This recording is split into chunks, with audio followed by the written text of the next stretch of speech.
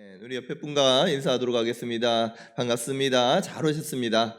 주님의 이름으로 사랑하고 축복합니다. 네, 주님의 이름으로 사랑하고 축복합니다. 하나님께서 오늘 또 새벽 기도에 새벽을 깨워 하나님 찾고 기도하는 우리 성도님들 동일하게 여러분들의 입술에 서로 말씀하신 것처럼 사랑하고 축복하신 줄로 믿습니다. 오늘 본문 말씀 바로 보도록 하겠습니다. 오늘 본문 말씀 보면요, 그런즉이라고 시작을 하고 있습니다. 그런즉, 앞의 내용을 받아서 이제 결론을 내리는 것입니다. 그러면 앞의 내용 잠깐 한번 살펴보겠습니다. 20절과 21절 말씀 같이 한번 읽어보겠습니다. 율법이 들어온 것은 범죄를 더하게 하려 함이라. 그러나 죄가 더한 곳에 은혜가 더욱 넘쳤나니 이는 죄가 사망 안에서 왕노릇한 것 같이 은혜도 또한 의로 말미암아 왕노릇하여 우리 주 예수 그리스도로 말미암아 영생에 이르게 하려 함이라. 아멘. 20절 말씀, 율법의 목적을 설명을 합니다. 하나님께서 율법을 주신 이유, 율법이 우리 가운데 들어온 이유는 범죄를 더하게 하려고 주셨다는 거예요. 우리 어제 이제 살펴보았는데 죄가 많은 것에 이 율법을 통해서 죄를 하나님께서 깨닫게 해주십니다. 그전에는 죄인지 몰라요. 그저 내 마음, 그냥 내가 선악의 기준이 되어서 자기 옳은 대로 행합니다. 그런데 하나님께서 죄가 무엇인지를 율법을 통해서 깨닫게 해주시는 거예요. 그리고 율법을 통해서 우리가 하나님의 의를 정말 충족시키고자 아무리 노력하고 나아간다고 할지라도 율법을 이룰 수 없는 그러한 비참한 존재임을 율법을 통해서 알게 됩니다. 율법을 알면 알수록, 말씀을 알면 알수록 내 안에 죄가 많다, 내가 죄인이라는 것을 철저하게 깨닫게 됩니다. 그런데 중요한 것은요, 죄가 많은 곳에 은혜가 넘친다는 것입니다. 죄가 아무리 크고 이전에 지은 죄가 말할 수 없이 크다고 할지라도 하나님의 은혜는요, 그 모든 죄를 완전히 덮고도 남을 정도로 넘친다는 거예요. 어떤 죄라도 우리의 주님의 십자가로 용서함을 받지 못할 죄는 없습니다. 죄가 크면 클수록 은혜가 커져요. 죄와 은혜가 비례하는 것입니다. 내가 철저하게 죄인입니다. 나는 정말 하나님 앞에 말할 수 없는 죄인입니다. 이것을 깨닫는 사람, 더 크게 느끼는 사람일수록 큰 은혜를 누린다는 거예요. 뿐만 아니라 이제 우리는 아담 아래 죄와 사망이 왕노릇한 데에 이제는 있지 않습니다. 우리는 이제 하나님의 은혜 가운데, 예수 그리스도 가운데 은혜가 왕노릇하는 삶을 살아갑니다. 이젠 더 이상요, 죄가 우리를 주장하지 못하는 것이에요. 여러분, 우리의 삶이 은혜 가운데, 이제 예수 그리스도의 십자가로 은혜 가운데 완전히 다른 사람이 되었다는 것, 여러분 믿으시죠?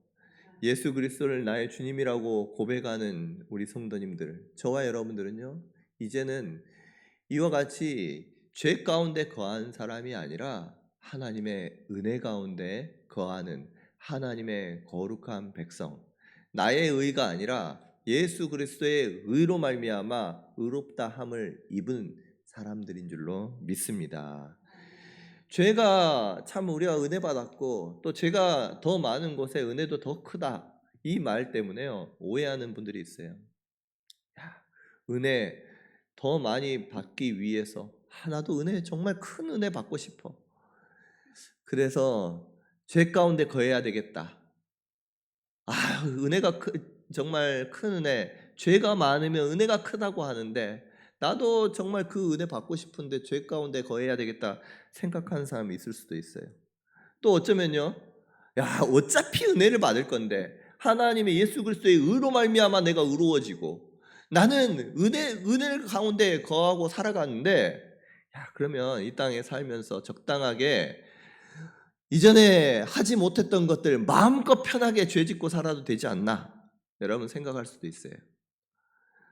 어찌 보면 하나님께 구원받은 하나님의 거룩한 백성이기 때문에 이제는 죄를 지어도 괜찮다라고 가르치는 어떤 사람들의 무리와 같이 생각할 수도 있습니다. 여러분, 죄가 많은 곳에 은혜가 많다는 것, 더욱 넘친다는 것 맞습니다. 그런데 은혜를 더 많이 받기 위해 죄를 더 지어도 된다는 것은 아니에요. 이 논리가 이와 같다고 해서 반대가 허용된다는 것이 아닙니다. 사도 바울은요, 이 질문에 대해서 강력하게 부정합니다. 뭐라고 합니까? 그럴 수 없느니라. 2절 말씀, 그럴 수 없느니라. 그러면 헬라어로 보면요, 절대로 결코 그렇게 될 수 없다 라고 선포하는 거예요. 여러분, 왜 그럴 수 없습니까? 우리가 존재가 바뀌었어요.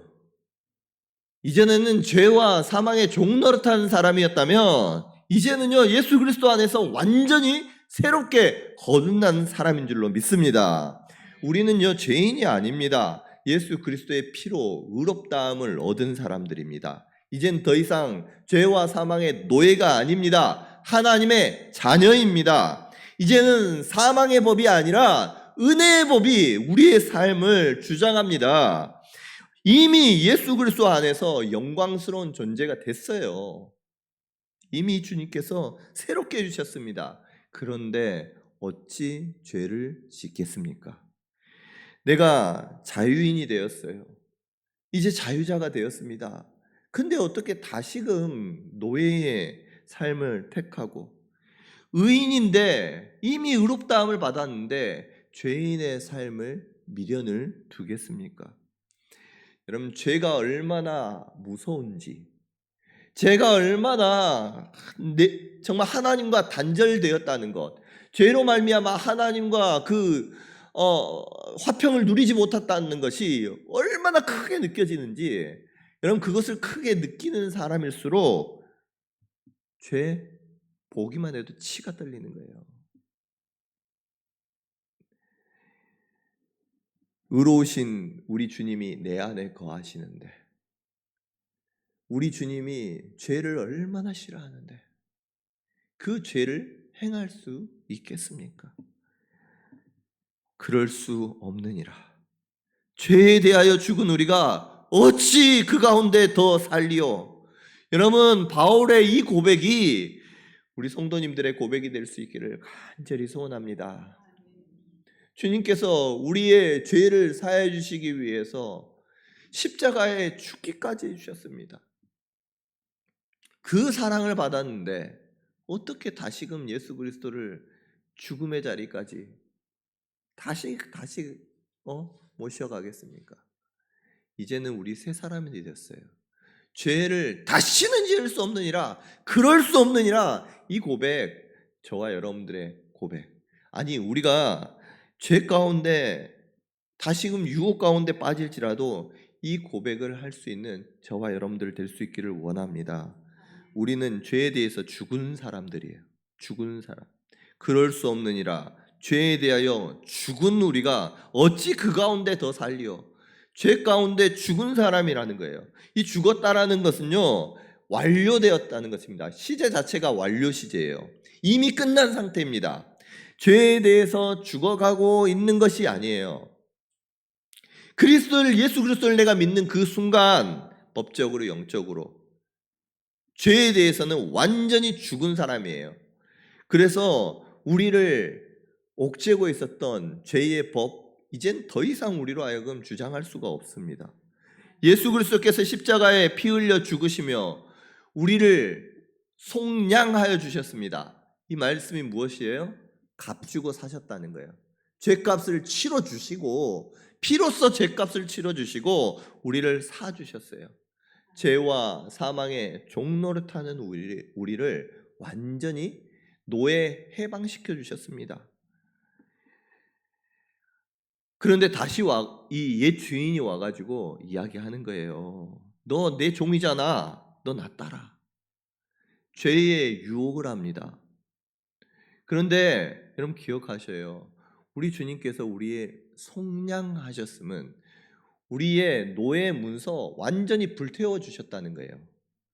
노예 문서가 없는데 이제 더 이상 옛 주인이 나를 노예라고 종이라고 할 수 있는 근거가 완전히 사라져 버렸는데, 그럼 어떤 사람, 왜 우리가 다시 스스로 내가 죄의 멍에를 지며 노예의 자리로 들어갈 수 있겠습니까? 죄가 더한 곳에 은혜가 넘친다는데 그러면 죄 지어도 되겠지. 아니 이런 거는 괜찮겠지.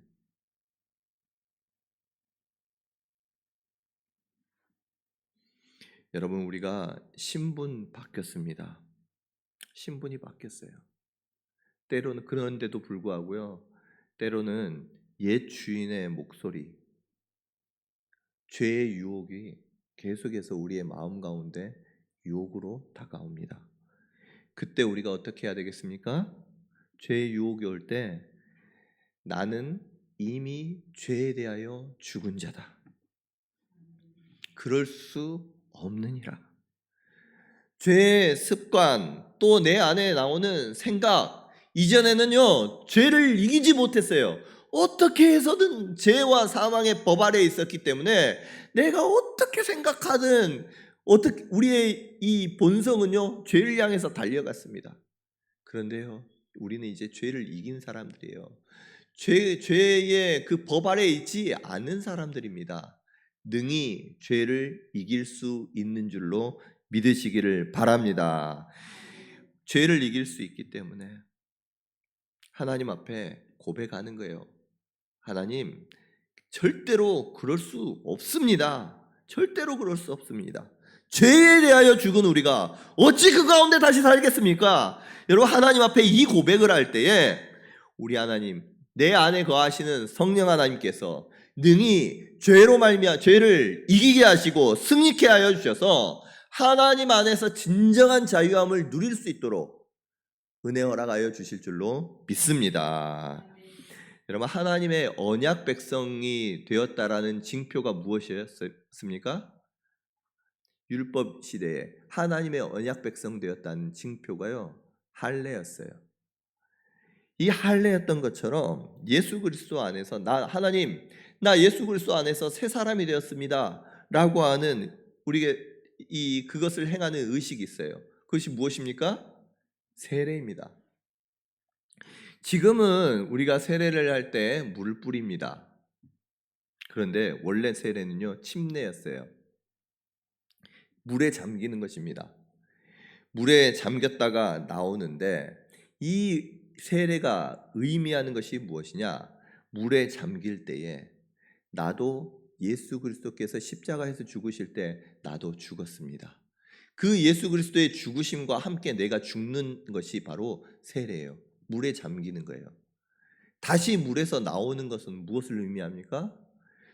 하나님께서 죽으신 예수님을 부활시켜서 새 생명, 부활하신 것처럼 나도 이제 그리스도 안에서 새 사람이 되었습니다. 예수 그리스도와 함께 새로운 사람이 되었습니다 라고 하는 것을 물에 잠기고 완전히 내가 죽고 그리스도와 함께 살아난다는 것을 의미하는 그러한 의식이 바로 세례인 것입니다.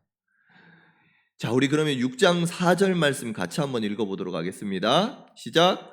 그러므로 우리가 그의 죽으심과 합하여 세례를 받음으로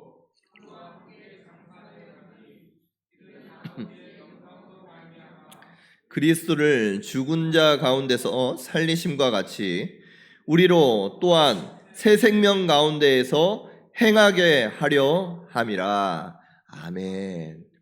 여러분 죽음은요 우리가 이제 우리의 옛사람 죽었다라고 말하잖아요. 죽음은 그냥 죽었구나 선언으로 끝나는 것이 아니에요. 진정한 죽음은 어디까지 가느냐? 장사, 묻는 것으로 확정이 됩니다. 예수님께서 십자가에서 죽으셨습니다. 죽으셨어요. 그런데 무덤에 장사되었습니다. 예수님께서 무덤에 장사된 것처럼 우리도 세례를 받으면서 물에 완전히 잠겼어요. 완전히 내가 죽었다라는 것입니다. 이때 우리의 옛사람도 죽었습니다. 아멘. 죽었어요. 세례를 받을 때 우리의 옛사람 죽었습니다. 여러분, 세례의 예표를 성경에는요 홍해 사건을 예표라고 그래요. 이스라엘 백성들이 홍해를 건넌 사건, 그것을 세례하고 비교를 합니다. 홍해를 건널 때에 그들을 여러분 기억하셔야 돼요. 홍해를 이스라엘 백성들이 건널 때에 그 뒤를 누가 따라왔느냐? 애굽 군사들이 따라옵니다. 그런데 하나님께서는요 이스라엘 백성들이 다 홍해를 지나갔을 때 이 애굽 군대를 물속에 완전히 장사시켜 버렸어요. 이것이 무엇을 의미합니까?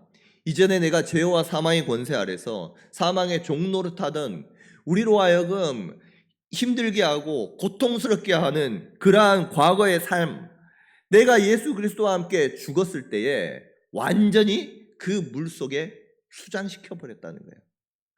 우리의 모든 죄와 아픔들, 사망, 권세, 우리로 하여금 옥죄고 있었던 것들, 이제는 우리가 새 사람이 될 때, 그리스도와 함께 죽었을 때 더 이상 우리를 주장하지 못하도록 하나님께서 완전히 물속에 수장시켜 버렸음을 믿으시기를 바랍니다.